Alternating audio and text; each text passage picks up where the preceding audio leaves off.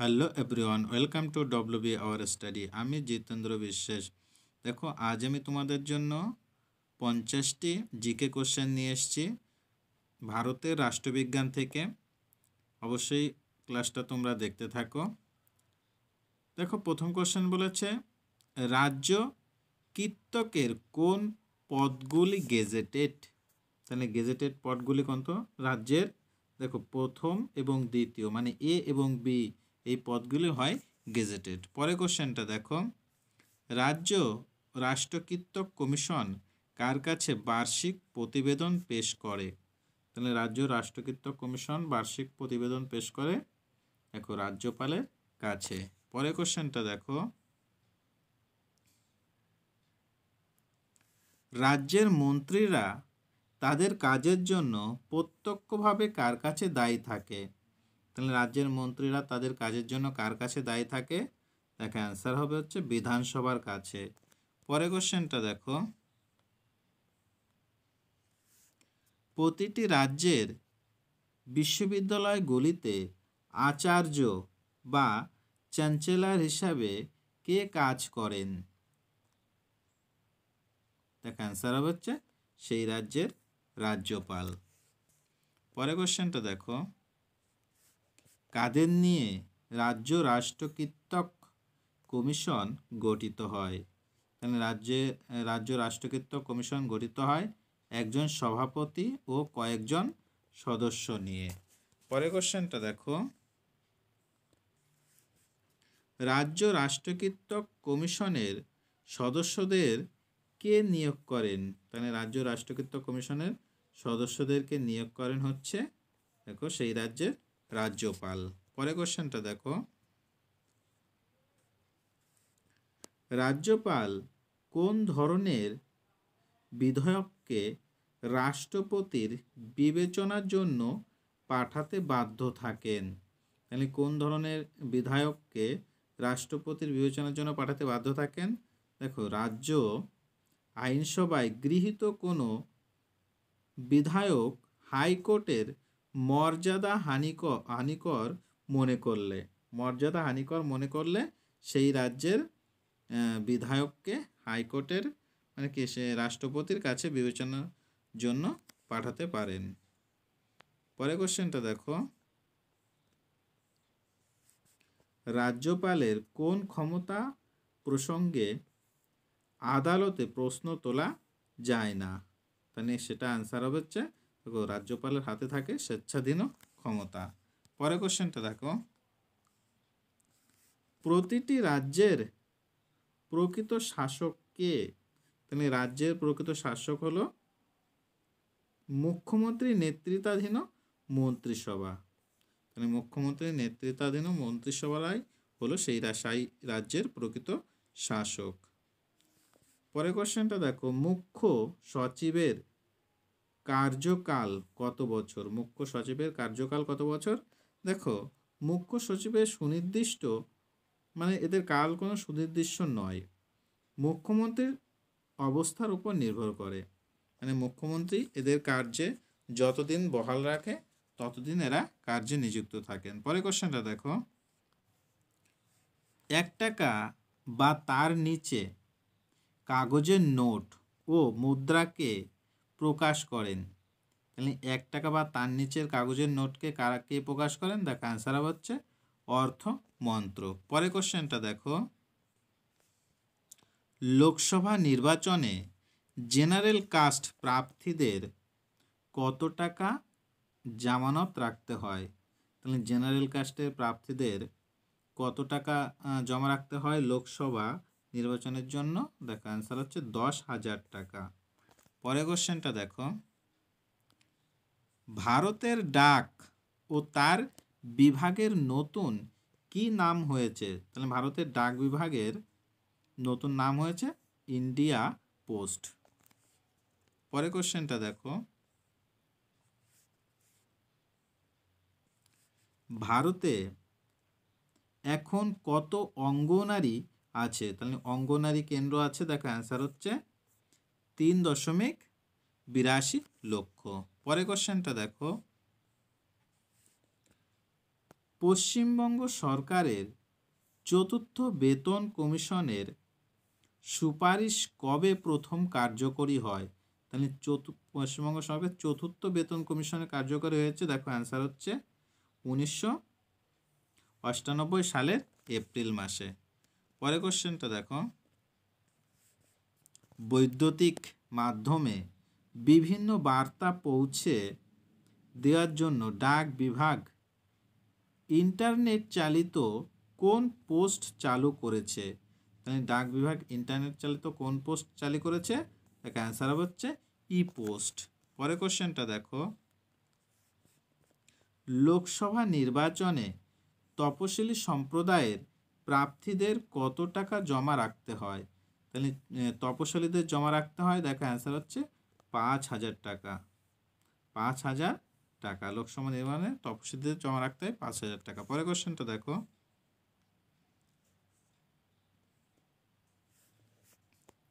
কোনটি অর্থ বিধেয় বা লোকসভায় কে ঠিক করে দেয়? তাহলে কোনটি অর্থ বিধেয়ক বা অর্থ বিল তা লোকসভায় কে ঠিক করে দেন? দেখো অ্যান্সার হচ্ছে লোকসভার অধ্যক্ষ। পরের কোশ্চেনটা দেখো,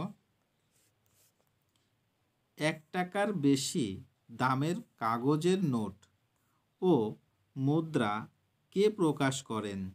তাহলে 1 টাকার বেশি কাগজের নোট বা মুদ্রা প্রকাশ করেন হচ্ছে ভারতীয় রিজার্ভ ব্যাংক। পরের কোশ্চেনটা দেখো, আশা নামে যে মহিলা স্বাস্থ্যকর্মী নেওয়া হবে কোন দপ্তরের তত্ত্বাবধানে? এই আশাকর্মীদের নেওয়া হয় কোন দপ্তরের তত্ত্বাবধানে? দেখো অ্যান্সার হচ্ছে রাজ্য সরকারের স্বাস্থ্য ও পরিবার উন্নয়ন মন্ত্রকের অধীনে প্রতিটি ব্লক স্বাস্থ্য ও পরিবার কল্যাণ সমিতির তত্ত্বাবধানে এই আশাকর্মীদের নিয়োগ করা হয়। পরের কোশ্চেনটা দেখো, পঞ্চায়েত ব্যবস্থার কোন স্তরে জেলা পরিষদের অবস্থান? তাহলে জেলা পরিষদের অবস্থান কোন স্তরে পঞ্চায়েত ব্যবস্থা? দেখো জেলা পরিষদ হচ্ছে সর্বোচ্চ বা তৃতীয় স্তর। প্রথম স্তর হলো গ্রাম পঞ্চায়েত, দ্বিতীয় স্তর পঞ্চায়েত সমিতি, আর তৃতীয় হলো হচ্ছে জেলা পরিষদ। পরে কোশ্চেনটা দেখো, এই তিনটে আছে পঞ্চায়েত মানে ব্যবস্থা, শাসন ব্যবস্থা 3টে স্তর। 2003 সালে 93তম সংবিধান সংশোধনী আইন অনুসারে রাজ্য মন্ত্রিসভার সদস্য সংখ্যা কত হতে পারে? তাহলে রাজ্য মন্ত্রিসভার সদস্য সংখ্যা কত হতে পারে? দেখা হতে পারে হচ্ছে বিধানসভার মোট সদস্যের 15% বেশি নয়। বিধানসভার মোট সদস্যের 15% বেশি কখনই হবে না। পরের কোশ্চেনটা দেখো, পশ্চিমবঙ্গের কোন বিভাগটি সবচেয়ে বড়? সবচেয়ে বড় হলো, দেখো এটা হচ্ছে বর্ধমান বিভাগ। কোশ্চেনটা দেখো, রাজ্য পাবলিক সার্ভিস কমিশনের সদস্যরা কত বছর বয়স পর্যন্ত কাজ করতে পারেন? তাহলে রাজ্য পাবলিক সার্ভিস কমিশনের সদস্যরা কাজ করতে পারে, দেখো এবার হচ্ছে 62 বছর পর্যন্ত। পরের কোশ্চেনটা দেখো, রাজ্যপালের দুটি বিশেষ অধিকার কি কি? রাজ্যপালের দুটো বিশেষ অধিকার কি কি আছে? দেখো অ্যান্সার হচ্ছে তার বিরুদ্ধে ফৌজদারি অভিযোগ দায়ের করা যায় না। তাহলে ফৌজদারি মামলা তার বিরুদ্ধে করা যায় না, ও গ্রেপ্তারি পরোয়ানা জারি করা যায় না। আর তার বিরুদ্ধে হচ্ছে গ্রেপ্তারি কোনো পরোয়ানা জারি করা যায় না। পরের কোশ্চেনটা দেখো, কার সম্মতি নিয়ে রাজ্য আইনসভার অর্থ বিধেয়ক উত্থাপন করতে হয়? তাহলে দেখো অ্যান্সার হচ্ছে রাজ্যপালের। পরের কোশ্চেনটা দেখো, সংবিধান অনুসারে রাজ্যপালের কাজে সাহায্য ও পরামর্শ দেওয়ার জন্য কে থাকেন? তাহলে রাজ্যপালের কাছে সাহায্য দেওয়ার জন্য থাকে হচ্ছে মুখ্যমন্ত্রীর নেতৃত্বে মন্ত্রিসভা। রাজ্যপালকে পরামর্শ দেওয়ার জন্য থাকে মুখ্যমন্ত্রীর নেতৃত্বে মন্ত্রিসভা। পরের কোশ্চেনটা দেখো,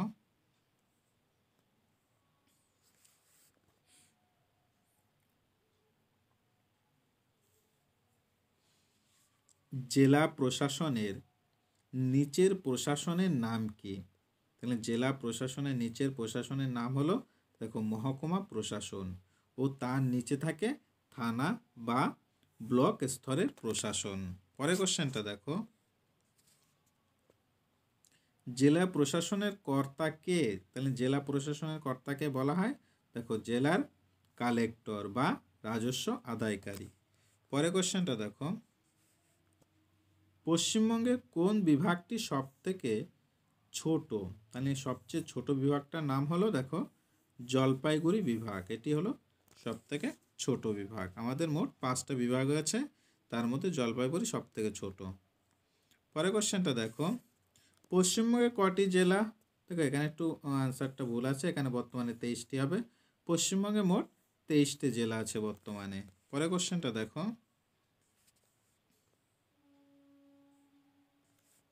পঞ্চদশ লোকসভা নির্বাচনে কোন কোন রাজ্যের তপশিলি জাতি সম্প্রদায়ের জন্য সংরক্ষিত আসন আছে?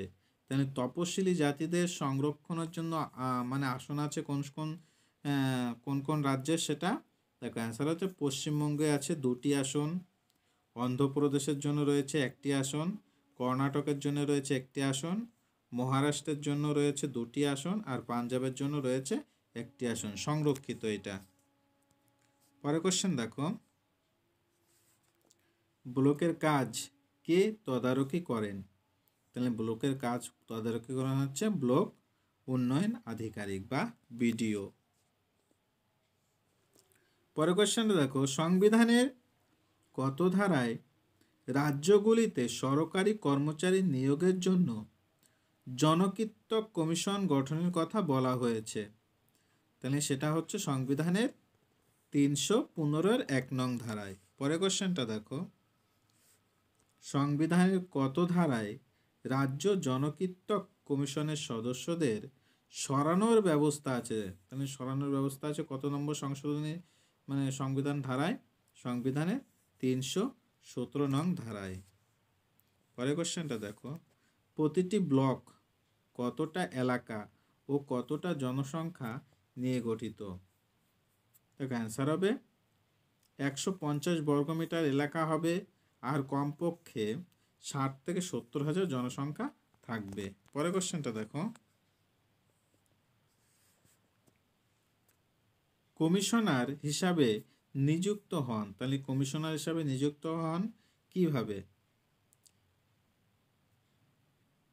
দেখো অ্যান্সার হবে পাবলিক সার্ভিস কমিশনের সুপারিশে রাজ্য সরকার নেন, মানে রাজ্য সরকার পাবলিক সার্ভিস কমিশনের সুপারিশে রাজ্য সরকার এদেরকে নিযুক্ত করেন কমিশনারদের। পরের কোশ্চেন দেখো, নির্বাচনী আসন সীমানা পুনর্বিন্যাসকারী কমিশন ডিলিমিটেশন কমিশন কবে নির্দেশিকা জারি করে? দেখ অ্যান্সার হবে 2008 সালে। পরের কোশ্চেনটা দেখো, কলকাতা পুর নিগমের প্রধান প্রশাসনিক সংস্থার নাম কি? দেখ অ্যান্সার হবে মেয়র। কলকাতার প্রধানকে বলা হয় মেয়র। পরের কোশ্চেনটা দেখো, পশ্চিমবঙ্গের বিভাগগুলির প্রধান কে? তাহলে পশ্চিমবঙ্গের বিভাগগুলির প্রধান হলো, দেখ অ্যান্সার হচ্ছে কমিশনার। পরের কোশ্চেনটা দেখো, পঞ্চদশ লোকসভা নির্বাচনে মোট ভোটারদাতার কত শতাংশের কাছে সচিত্র পরিচয়পত্র ছিল? তাহলে পঞ্চদশ লোকসভা নির্বাচনে কত শতাংশ পরিচয়পত্র ছিল? এর অ্যান্সার হবে 82%। পরের কোশ্চেনটা দেখো, পশ্চিমবঙ্গের পৌরসভাগুলিকে কটি শ্রেণীতে ভাগ করা হয়েছে? দেখো অ্যান্সার হচ্ছে 5টি শ্রেণীতে ভাগ করা হয়েছে। পরের কোশ্চেনটা দেখো,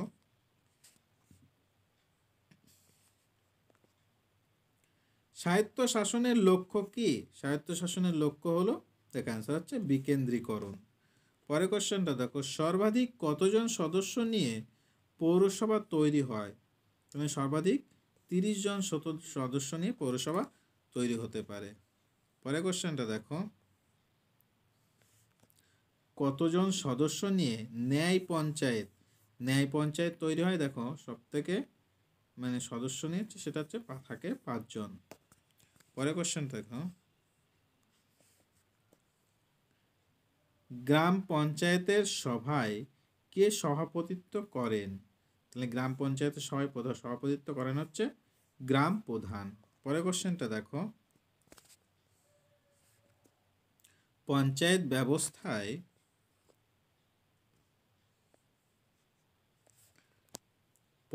ব্যবস্থায় দ্বিতীয় স্তরে কে অবস্থান করে? তাহলে পঞ্চায়েত ব্যবস্থায় দ্বিতীয় স্তরে থাকে দেখো হচ্ছে পঞ্চায়েত সমিতি। পরে কোশ্চেনটা দেখো, 1973 সালে পঞ্চায়েত আইন অনুযায়ী পশ্চিমবঙ্গে পঞ্চায়েতের প্রথম নির্বাচন হয় কোন বছর? তাহলে পশ্চিমবঙ্গে প্রথম পঞ্চায়েতের নির্বাচন হয়, দেখে অ্যান্সার হবে 1978 সালে। পরে কোশ্চেনটা দেখো, পশ্চিমবঙ্গের স্থানীয় স্বায়ত্তশাসনমূলক প্রতিষ্ঠানগুলি ক ভাগে বিভক্ত? তাহলে পশ্চিমবঙ্গের স্থানীয় স্বায়ত্তশাসনমূলক স্থানটি দেখো হচ্ছে 2 ভাগে বিভক্ত, স্বায়ত্তশাসনমূলক প্রতিষ্ঠানগুলি। পরে কোশ্চেনটা দেখো, কততম সংশোধনী আইনে ভারতে শহরাঞ্চলে 3 ধরনের পৌর প্রতিষ্ঠানের কথা বলা হয়েছে? তাহলে দেখো সেটা হচ্ছে কততম সংবিধান সংশোধনী? সেটা হচ্ছে 74তম সংবিধান সংশোধনী। আর 73তম সংবিধান সংশোধনীটা হচ্ছে পঞ্চায়েত সম্পর্কে বলা হয়েছে। দেখো এই 50টি কোশ্চেন ছিল। তোমাদের ক্লাসটা কেমন লাগলো অবশ্যই জানিও। যদি ভালো লাগে তবে অবশ্যই লাইক করো, বন্ধুদের কাছে শেয়ার করো, আর চ্যানেলটিতে নতুন হয়ে থাকলে অবশ্যই চ্যানেলটি সাবস্ক্রাইব করে নোটিফিকেশনের বেল আইকনটি অবশ্যই অন করে দাও। Thank you.